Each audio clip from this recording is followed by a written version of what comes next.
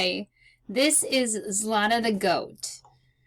At Hanukkah time, the road from the village to the town is usually covered with snow, but this year the winter had been a mild one. Hanukkah had almost come, yet little snow had fallen. The sun shone most of the time. The peasants complained that because of the dry weather, there would be a poor harvest of winter grain. New grass sprouted, and the peasants sent their cattle out to pasture. For Reuben the furrier, it was a bad year, and after long hesitation he decided to sell Zlateh the goat. She was old and gave little milk. Fievel the town butcher had offered 8 gulden for her, such as some would buy Hanukkah candles, potatoes, and oil for pancakes, gifts for the children, and other holiday necessaries for the house. Reuben told his oldest boy Aaron to take the goat to town. Aaron understood what taking the goat to Fievel meant, but had to obey his father. Leah, his mother, wiped the tears from her eyes when she heard the news. Aaron's younger sisters, Anna and Miriam, cried loudly. Aaron put on his quilted jacket and a cap with earmuffs, bounded a rope around Zlateh's neck, and took along 2 slices of bread with cheese to eat on the road. Aaron was supposed to deliver the goat by evening, spend the night at the butcher's, and return the next day with the money. While the family said goodbye to the goat and Aaron placed the rope around her neck, Zlateh stood as patiently and good-naturedly as ever. She licked Reuben's hand. She shook her small white beard. Zlateh trusted human beings. She knew that they always fed her and never did her any harm. When Aaron brought her out on the road to town, she seemed somewhat astonished. She'd never been led in that direction before. She looked back at him questioningly, as if to say, "Where are you taking me?" But after a while she seemed to come to the conclusion that a goat shouldn't ask questions. Still, the road was different. They passed new fields, pastures, and huts with thatched roofs. Here and there a dog barked and came running after them, but Aaron chased it away with his stick. The sun was shining when Aaron left the village. Suddenly the weather changed. A large black cloud with a bluish center appeared in the east and spread itself rapidly over the sky. A cold wind blew in with it. The crows flew low, croaking. At first it looked as if it would rain, but instead it began to hail as in summer. It was early in the day, but it had become dark as dusk, and after a while the hail turned to snow. In his 12 years, Aaron had seen all kinds of weather, but he had never experienced a snow like this one. It was so dense it shut out the light of the day. In the short time their path was completely covered.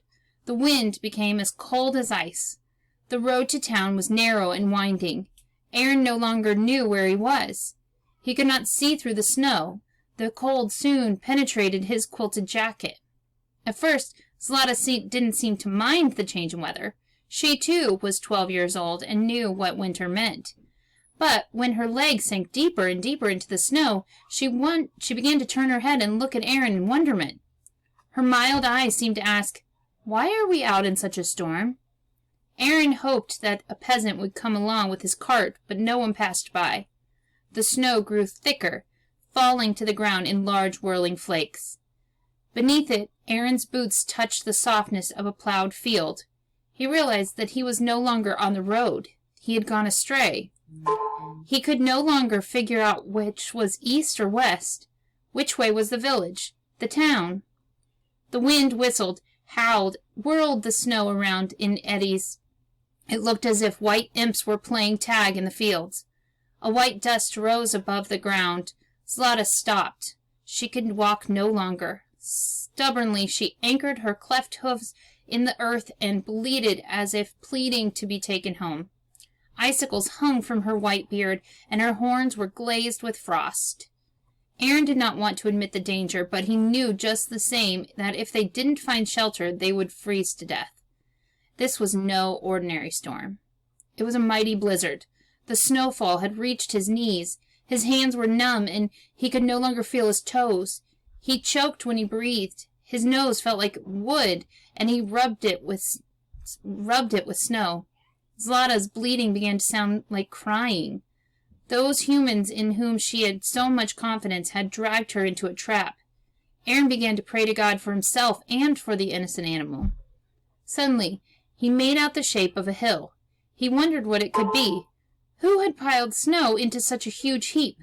He moved toward it, dragging Zlateh after him.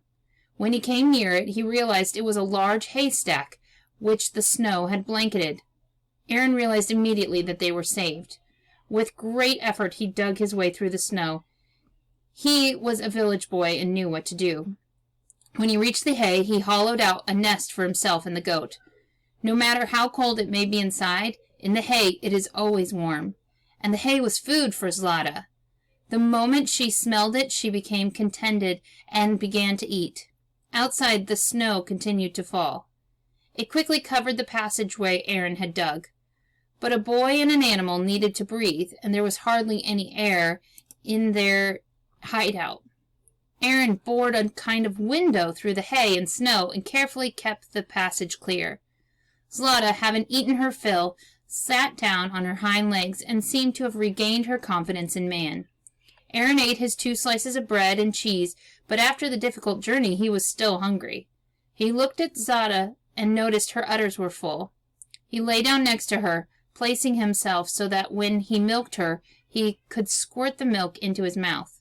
It was rich and sweet.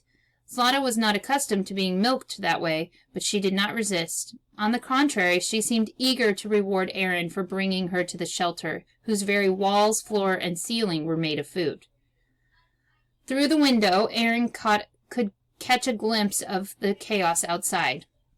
The wind carried before it whole drifts of snow.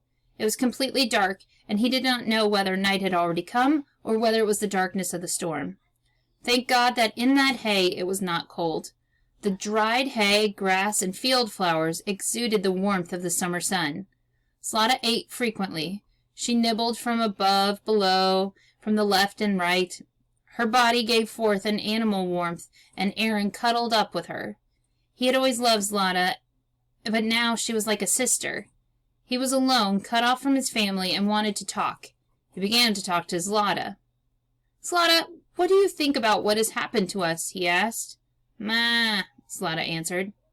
"If we hadn't found the stack of hay, we would both be frozen stiff by now," Aaron said. "Ma," was the goat's reply.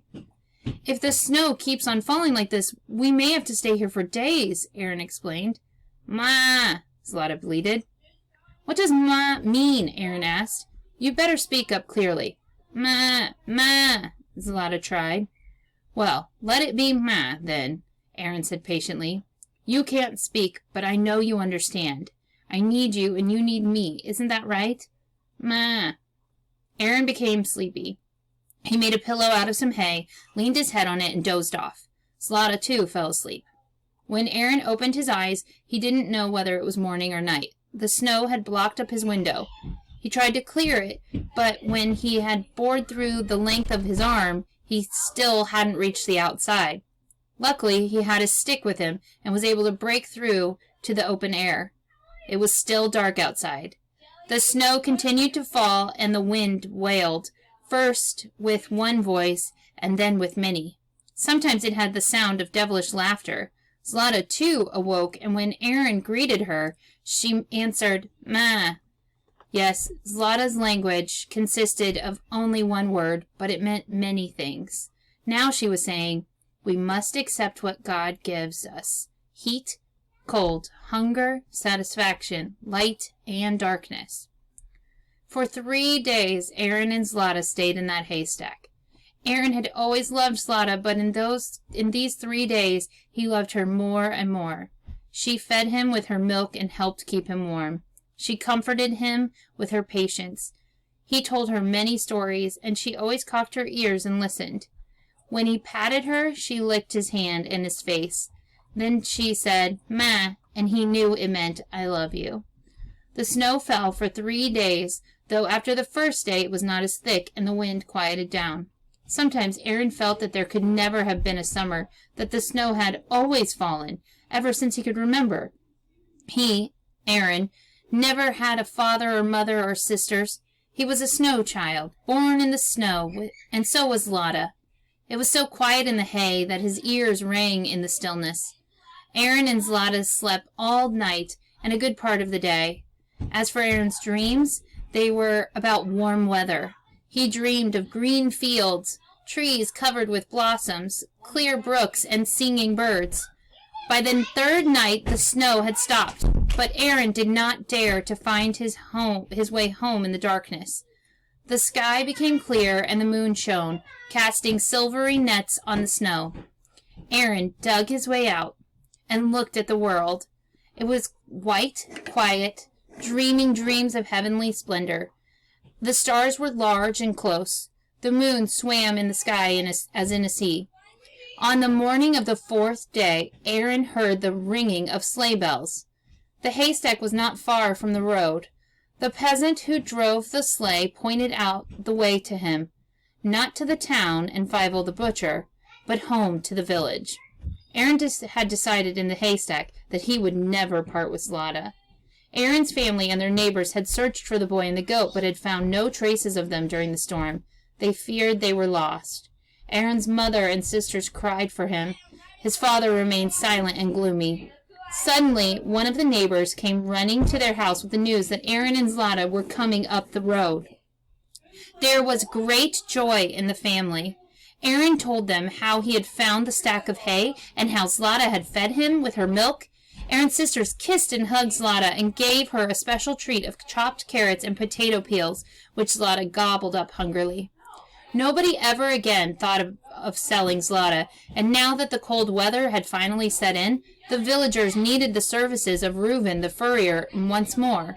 When Hanukkah came, Aaron's mother was able to fry pancakes every evening, and Zlateh got her portion too.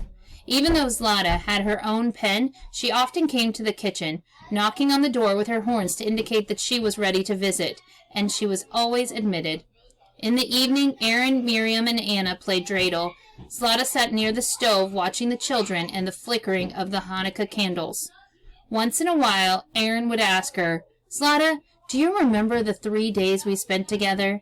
And Zlateh would scratch her neck with a horn, shake her white bearded head, and come out with a single sound that expressed all of her thoughts and all of her love.